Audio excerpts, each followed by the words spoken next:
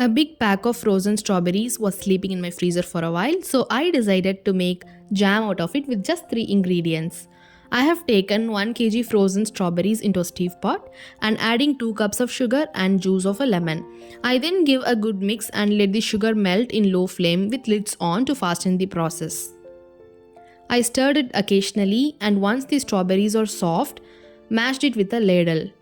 And then remove the frothy scum formed at the top layer and simmer the jam to thicken.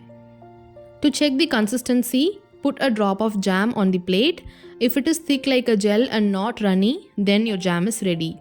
Now my jam is perfect and ready. I switched off the flame and let it cool down. Finally, fill the jam in a glass container and enjoy. I have added 2 cups of sugar, but you can adjust as per your taste from 2 to 3 cups of sugar. You can use this for bread or as a topping for cake or for your favorite desserts. Also, don't forget to share it with your loved ones. Hope you like this simple homemade jam recipe. Do try out and let me know in comments. Thanks for watching.